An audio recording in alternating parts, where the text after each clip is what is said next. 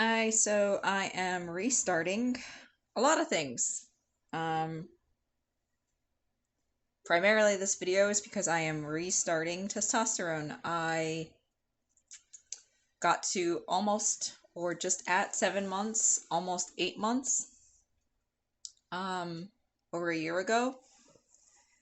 And I can't even claim to have really gotten that far because the provider I was using was failing to regularly get my prescription to me, whether that meant they hadn't called it in or primarily they gave me a prescription for 1 month with my follow up appointment 3 months out.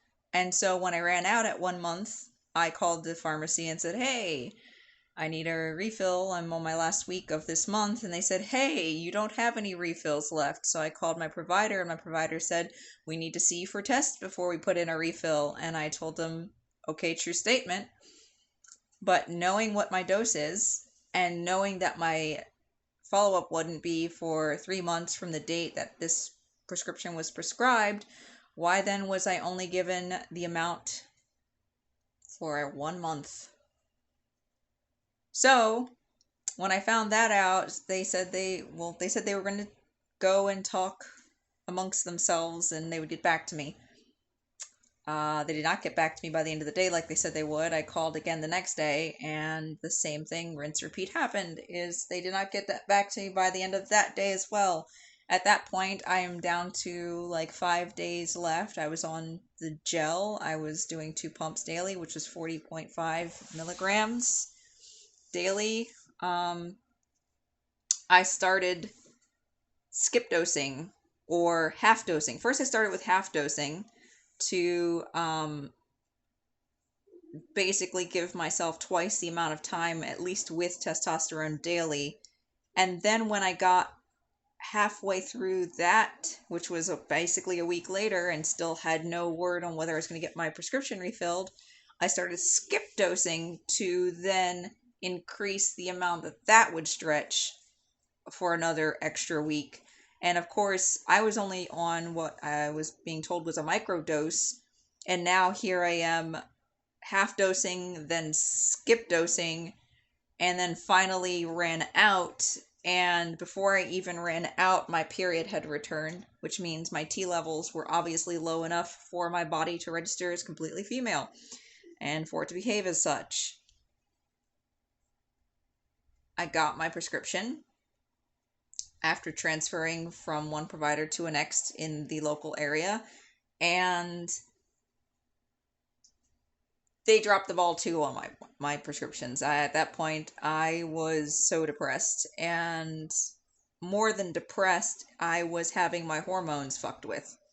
And at that point, I decided it's better if I just stop altogether than to keep giving my body this confusion as to whether or not I'm going to have even levels of whatever secondary sex hormone or not. So I just, when I ran out, when I started half dosing, then skip dosing that next prescription, when it petered out to nothing, I just left it at nothing and moseyed on about my business and gave myself, it gave me pause, time to consider, okay, cool, this is being forced really on me, but gives me the opportunity to really think about things. Do I want to keep going?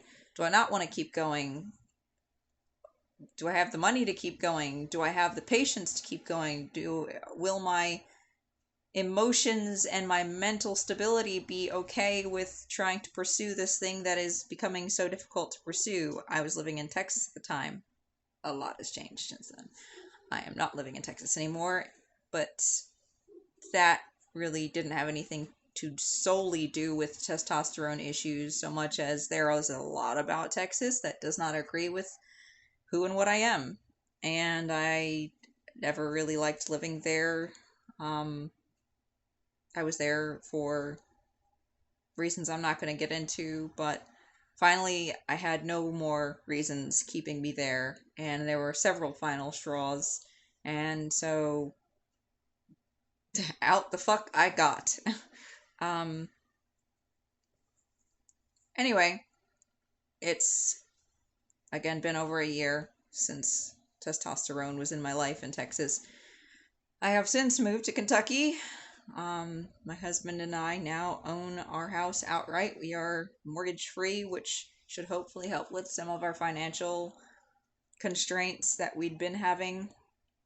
Um, and this, where I live now, I am 30 minutes to an hour from 6 different states. So if I have an issue with something in Kentucky going wrong, I've got 6 other states to choose from.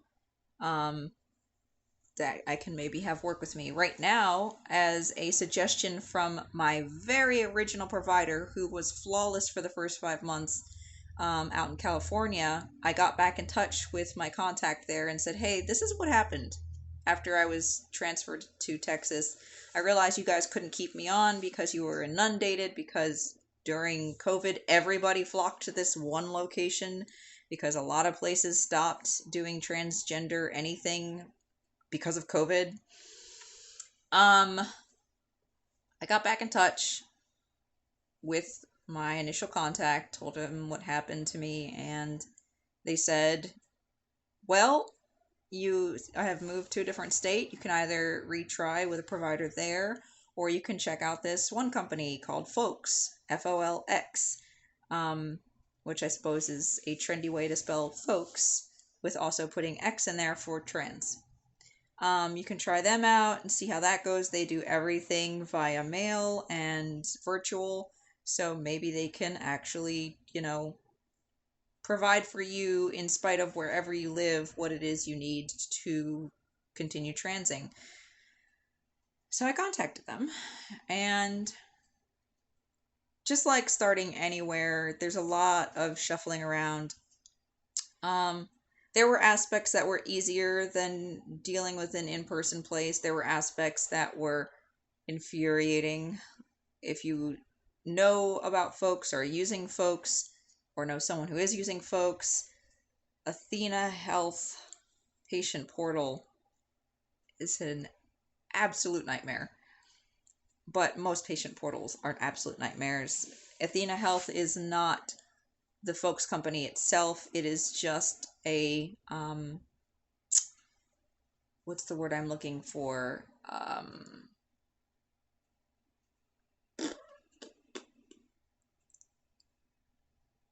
I can't think of the word.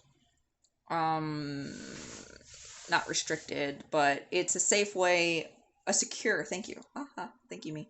It's a secure portal for the provider and the patients to exchange information that is HIPAA protected, to avoid breaches of security by just sending things via regular email.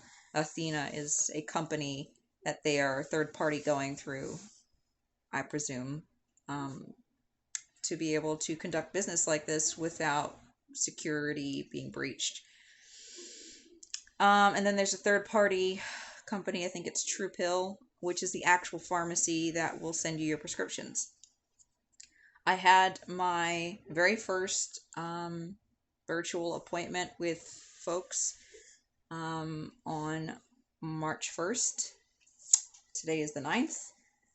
And by the 8th, I had my package, which was everything I needed to self-inject. I decided to go with injections this time. I don't know well, yeah, kind of, because I wasn't enjoying the slow progress of last time. I opted for slow progress the very first time because I was nervous about not wanting to lose my hair. I was nervous about how deep my voice would drop. I was nervous about everything because I'm just a nervous type of person to begin with. And after, over half a year of the slow changes and a year of having no changes, I was kind of just like, can I please just be on the other side of this fence already? Like, I'm not wanting to go full trans man, but I have always wanted more of, um, I don't know. If I have to be more masculine or more feminine, I would opt for more masculine. Even if I'm androgynous, I would rather be on the masculine side of androgynous, where I more easily pass as male, and maybe have to try a little bit to pass as female. That's what I want. And microdosing was not getting me there fast enough, and now having been put off of testosterone for over a year, I just hairy. I don't care if I've got a full Freddie Mercury mustache by the end of 6 months. I don't care. Give me the full Freddie Mercury mustache. I'll shave or wax it if I don't want it, and I'll probably rock it at least once or twice because being female most of my life, who the hell doesn't want to try to have a Freddie Mercury mustache at least once? Yeah. Um, Sorry, I must look like something's wrong with me because I'm just propped up like that. I'm okay. I'm just leaning because I just finished working out for the first time in too long, and I'm hurting a little bit. Yeah. Um. Either way, got my package exactly a week after my appointment. Comes with all of the syringes, your blunt needles, your inject needles, alcohol swabs, band-aids, gauze, little tutorial pamphlets in a really savvy, suave looking box, and your vial of testosterone. And I did my first injection on the 8th. Again, exactly 1 week. And this is now the 9th. Was it just yesterday? Oh my god, yeah, it was just yesterday that I did that. Okay. Hey. Um, I bruised myself a little. I don't know if you can. They suggest going on the outside of the arm, for fatty tissue and also for skin to have enough room interstitially to have the fluids. But knowing what I know about doing injections, I chose to go with that area, mostly kind of between the muscles because, ooh, yeah, it's already quite flabby and lots of skin and lots of space for fluids. And at injecting zero point 0.3 mils, which is what I'm being started at, I I don't need a lot of room to fit it. And yeah, so that's where I went for the first time for this first shot. I'm basically considering this my week one, year one testosterone because, as I don't know if you can tell, but from my very first week one, month one video, um, not much has changed about me from that video to now. My voice deepened a little bit. There was a long period of time where I was very high pitched and squeaky and cracky like a pubescent boy, and then it sort of settled down. And right now, the way I'm speaking is pretty much the way I always sound, and more or less what I sounded like before tea. Of course, if I really wanted to try, I can just like relax and let my voice do this, and this is kind of the baseline as deep as I can get. I can try to get a little deeper, but it sounds like I'm trying. So, yeah, not really much stuck from the first time around. I was a little hairier for a little while, and surprisingly, I was not really. You can't see that. What am I thinking? Yeah, no, that's just a obnoxious thing that I'm doing. Okay, yeah, okay. Well, I'd gotten a little hairier, then the hair just kind of whatever went away. I had peach fuzz on my face. I don't really have that much, or if at all, anymore. Um, the primary thing that stuck around was the bottom growth stuff. Um, Granted, I would say just like a male who undergoes loss of testosterone in later years, there's been a little bit of a dwindle. All of the tissues that grew to be bigger are still there. It's just not as active as it was. Let's put it that way. Yeah, this video is already 15 minutes. I better wrap it up. I'm 1 day past my week 1 year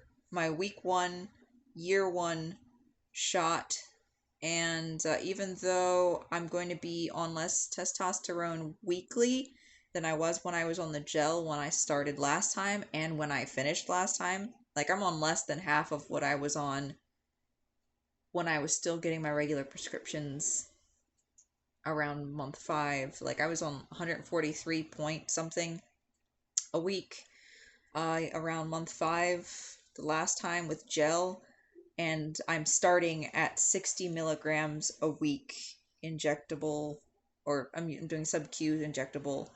So that's less than half, and I'm a little blech about that. I've been told we can discuss increasing my dose after my first blood work, a month from now, essentially. I've also talked about it with my husband, who informs me that even though I'm on a lower milligram dose, injecting it anyway, whether it's IM or sub-Q, is going to give me more of a potent reaction because all of it will be absorbed, as opposed to putting it superficially on the skin, whatever makes it through the dermis and doesn't just dry up and essentially rub off.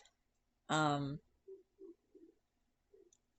know regardless I was probably getting more than 60 a week at the end of my last actual month.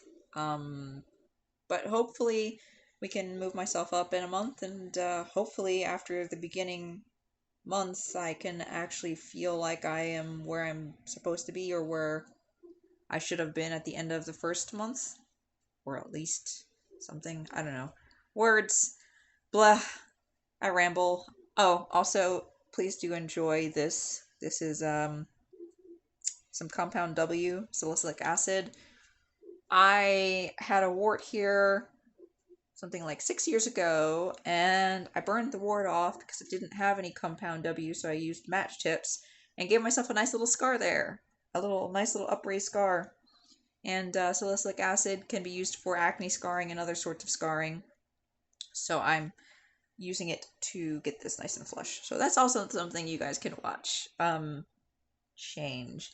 I don't know if you can see that it's upraised. I got like the little witch dot. I guess I'm a witch. Hey, hey, not really. And this nice little scab here is one that I've already worked on flattening. That ended up upraised because there's shit in my hair. Like, what the heck? A cat ran across my forehead while I was asleep. Somebody was chasing my cat Artemis. I don't know which cat was chasing my cat Artemis, but Artemis, the poor dear, ran to mommy for help and just went clear across my forehead and tore it the hell open. It was so much worse, though. It's better now, but something else that's changed since then is I have done a procedure with my eyes, which actually lightens them. You can't see it really in this, kind of, in this lighting. In daylight, they look kind of like an olivey, grayish green. In regular light, they look like they always have. I'll talk about that more later. I'm going to end this before it's a whole 20 minutes. Because, yeah. Anyway, if anyone's following or not, I don't care. This is more for my logging. People can enjoy it if they want, and if not, I have it for posterity. Ciao.